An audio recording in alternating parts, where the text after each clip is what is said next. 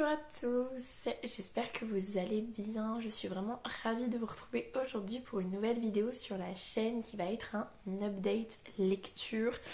Et c'est vraiment un update lecture où j'ai une toute petite lecture à vous présenter très rapidement et où la deuxième, je pense que je vais prendre beaucoup de temps. Donc bon, on verra combien de temps ça dure. Je vous le dis tout de suite, il n'y a pas eu de vidéo la semaine dernière parce que comme vous pouvez l'entendre, au niveau de ma voix, c'est pas la folie furieuse depuis un moment. Du coup, voilà, j'avais pas spécialement envie quand j'étais au plus mal niveau voix. Là, ça va à peu près et puis je tiens vraiment à faire une vidéo, donc voilà. Et du coup, c'est parti. Alors, premier livre que je vais vous présenter, c'est un livre qui... Non, c'est pas comme ça que je vais vous le présenter. Ma collègue de CM1, on discutait un petit peu lecture, tout ça, et elle me parlait de cette méthode-là, pour ceux qui sont intéressés. Donc c'est lecture-compréhension, donc méthode heuristique française aux éditions de Nathan. De qui, je ne sais pas. Donc c'est une énorme méthode de lecture-compréhension et en fait, tenez, je vais vous montrer, il se base sur des romans et on parlait de celui-là justement et elle me disait ce qui était cool c'est que le texte était écrit d'une façon particulière et moi ça me faisait penser quand elle m'en parlait à Prospérine virgule point et la phrase sans fin. Le côté, le texte est écrit de façon à appuyer le récit et donc du coup j'ai eu envie de lire Le sourire de Mona Sourissa de Geronimo Stilton aux éditions Albin Michel Jeunesse. Donc c'est un tout petit jeunesse, il est trop mignon. Et pour vous montrer un peu à quoi ressemble le côté... le texte est vraiment écrit avec différentes polices, différentes couleurs, différentes formes. Je vais essayer de vous trouver différentes voilà, structures de texte. Et donc ça rend la lecture super cool. Niveau résumé, on a Geronimo Stilton qui est un éditeur dans une grande maison d'édition. Et en fait, on va découvrir que derrière le portrait de Mona Sourissa, il y a un tableau caché et en fait, ils vont essayer de résoudre l'énigme derrière ce tableau. Donc tout le long du livre, on essaye de résoudre cette énigme. Et j'ai beaucoup aimé ma lecture, c'était super sympa, c'est très jeunesse. Mais j'ai vraiment beaucoup apprécié déjà premièrement comme je vous montrais la façon dont le texte est écrit, c'est vraiment super top. Les illustrations c'est super chouette et c'est surtout que on est dans notre monde mais version souris. Donc on a énormément d'expressions qui sont tournées version souris, on a des lieux, c'est version souris, on a des façons de vivre, voilà. Et c'est très sympa à lire, c'est assez rigolo, et puis on rentre bien dedans je trouve, on a envie de savoir ce que ça va être. La découverte en fait du mot qu'on est censé deviner et où est-ce que ça va nous mener tout simplement. Donc voilà, j'ai trouvé ça super sympa. Il fait 119 pages avec beaucoup d'illustrations parce qu'il y a des doubles pages. Il y a des pages un peu comme ça où vraiment, si vous regardez bien, il n'y a pas énormément de texte comparé aux illustrations. Donc ça se lit très vite. Moi j'ai un petit peu traîné, je l'ai commencé mardi et on est samedi. Mais c'est parce que j'étais en train de lire le livre que je vais vous présenter juste après. Donc voilà, j'ai pas mal switché entre les deux. Et pendant 3 jours, je ne l'ai pas lu celui-là parce que je savais que j'allais le finir super rapidement. Donc voilà, je vous le conseille. J'ai pas encore jeté un œil avec la méthode qui va avec le livre pour voir en fait ce que je peux en faire en classe. Mais c'est vrai que j'aimerais vraiment beaucoup me lancer là-dedans, surtout que je vous en parlais, mais suite à mon inspection en fait il y a certaines choses que j'ai envie de modifier dans ma classe et la lecture compréhension c'est quelque chose que j'aimerais bien mettre plus en avant en classe et donc du coup ça pourrait être totalement le moment en fait de se lancer là-dedans donc voilà. Ce que je peux vous dire d'autre c'est que Il y en a vraiment beaucoup, beaucoup, beaucoup. Et en plus, ce qui est bien, c'est que celui-là, c'est le premier. Donc du coup, en plus, on commence à découvrir cette série-là avec le premier grâce à la méthode. Donc franchement, trop bien. Voilà à peu près ce que j'avais à vous dire pour le sourire de Mona Sourissa. Et puis on va passer à la suite. Et alors là, je vais avoir énormément de choses à dire. J'ai mis énormément de temps à le lire.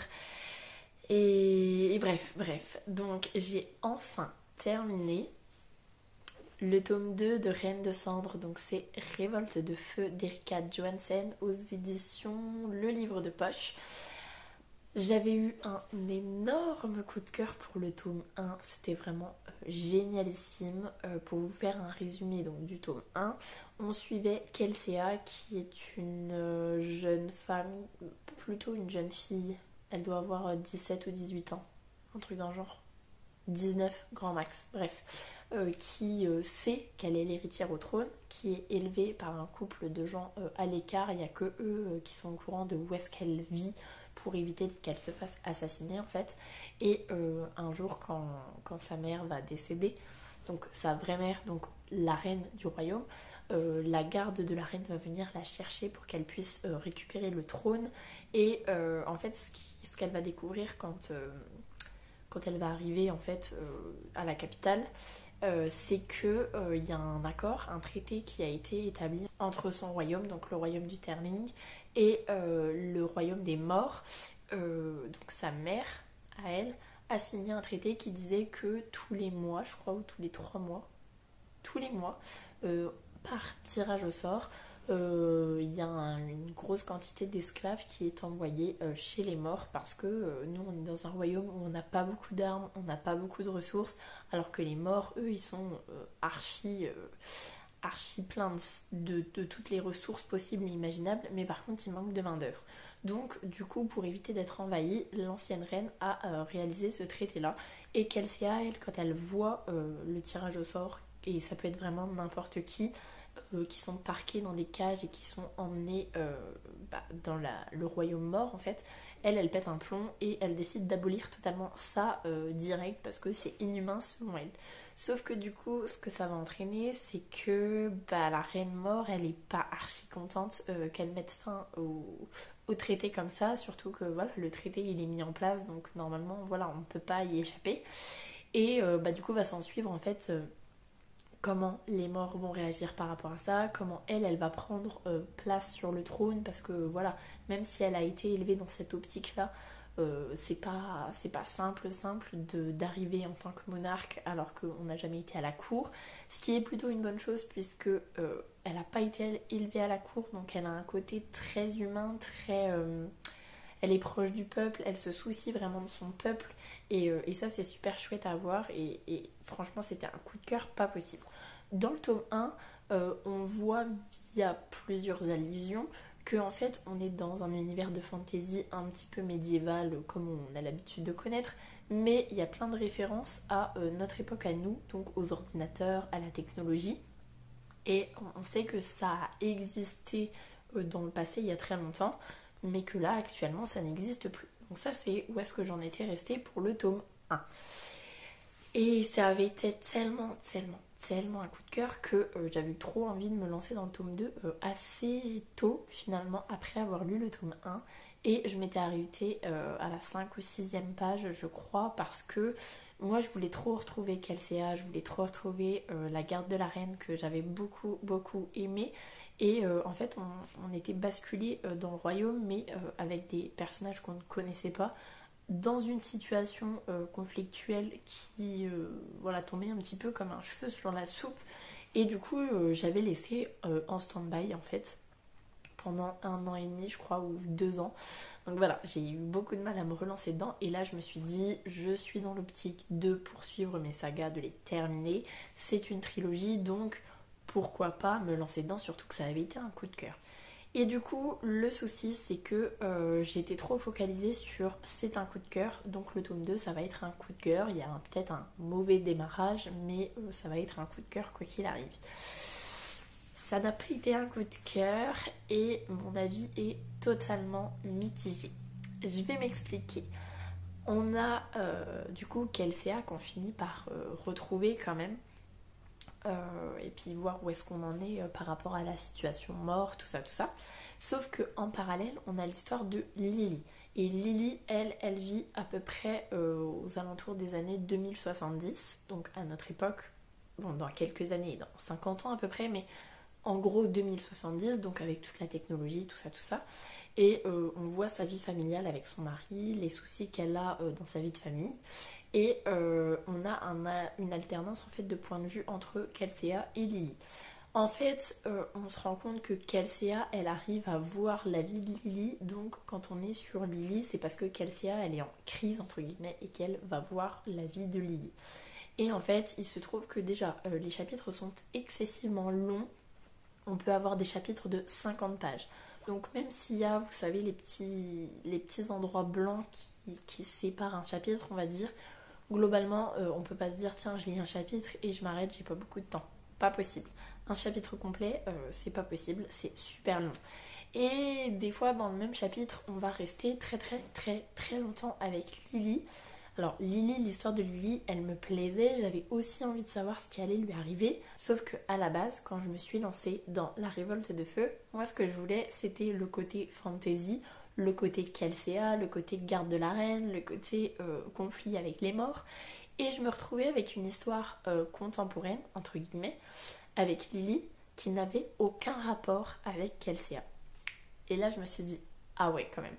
Et ce qui était très très très frustrant, c'est que du coup, l'histoire de Kelsea n'avance pas, en fait, puisqu'il y a l'histoire de Lily en parallèle. Et comme on revient aussi au point de vue de Kelsea après être resté longtemps avec Lily, bah, l'histoire de Lily n'avance pas si vite que ça. Et du coup, j'étais toujours dans l'entre-deux de me dire, mais là, j'ai trop envie d'être avec Lily pour avancer son histoire. Et quand j'y suis, ça dure des pages et des pages et des pages. J'ai pas l'impression que ça avance. Et Kelsea, c'était encore pire. Sa situation n'avançait absolument pas. Du coup, ça a été très compliqué. Je me suis dit, je vais pas l'abandonner, mais si ça va pas mieux, je vais peut-être finir par abandonner. Et en plus, j'étais trop frustrée parce que sur la couverture, c'est quand même marqué impossible de lâcher ce roman. Et c'est Emma Watson qui a dit ça. Donc, le côté Emma Watson, le côté coup de cœur du tome 1, franchement, ça me motivait à fond. Et j'ai été énormément déçue. Après, je vous cache pas que passer une grosse moitié, il a vraiment fallu que je poursuive longtemps, longtemps, longtemps. On va dire que sur les 250 dernières pages, allez, les 300 dernières pages, là, ça m'a hypé de ouf. Et on a beaucoup de switch en fait qui se font très rapidement. Donc on suit l'histoire de Lily qui avance assez vite sur quelques pages. Ensuite on vient à Kelsea, ça avance très vite sur quelques pages et ainsi de suite. Ce qui fait que les deux points de vue dont on veut avoir des nouvelles avancent beaucoup plus vite qu'au début et avancent simultanément on va dire. Donc ça m'a beaucoup plus plu et j'ai beaucoup aimé la fin en fait et je vous cache pas que j'ai très envie de lire le tome 3 parce que déjà j'ai envie de finir la trilogie quand même si c'est pas un coup de cœur, la fin m'intéresse beaucoup et au vu du final de comment Kelsea arrive à retourner la situation et au vu de comment l'histoire de Lily se termine, j'ai envie de savoir. J'ai envie de savoir, surtout qu'il y a encore des choses qui ne sont pas réglées, il y a encore des secrets qu'on ne connaît pas en fait, qui n'ont pas été révélés.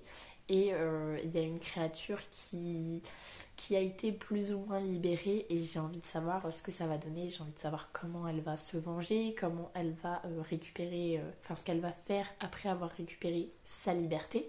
Donc voilà, il y a beaucoup de choses que j'ai très envie de savoir. Et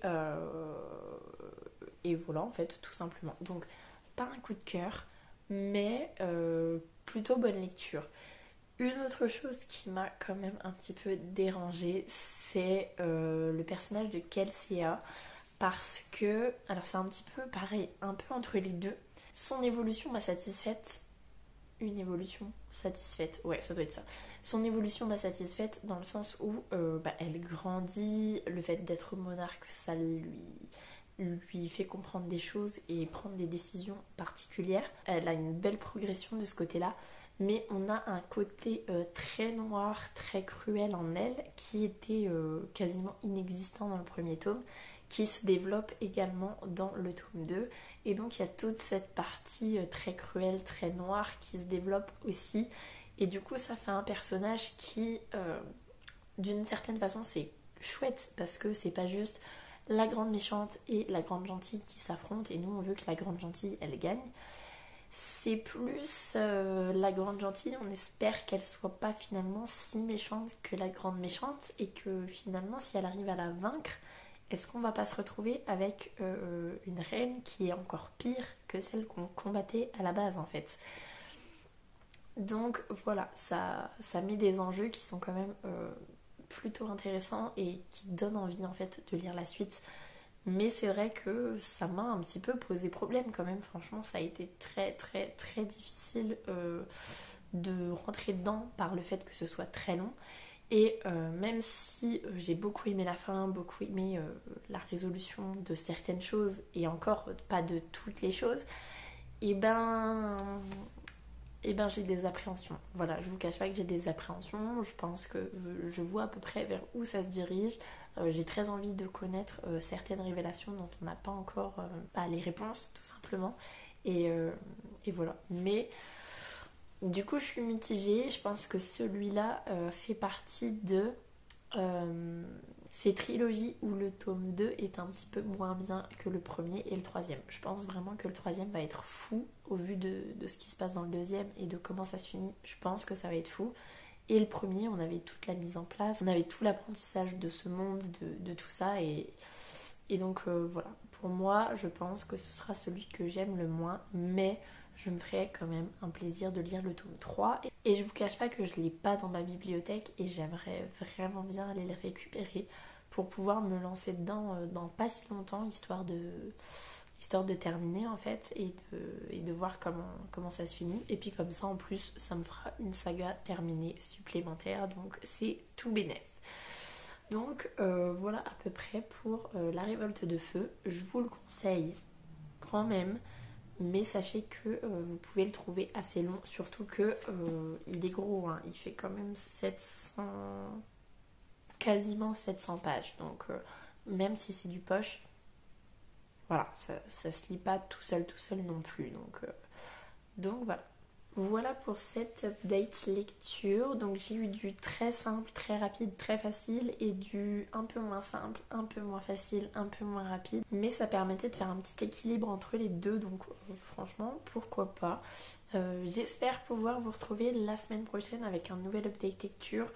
J'espère vraiment de tout cœur. En plus, il va y avoir les vacances qui vont arriver, donc je vais peut-être pouvoir lire un peu plus. Je croise les doigts, mais on verra bien si j'y arrive ou pas. En tout cas, sur ce, je vais vous laisser là-dessus. Je vous souhaite une très belle semaine, de très belles lectures et je vous dis à la semaine prochaine. Salut!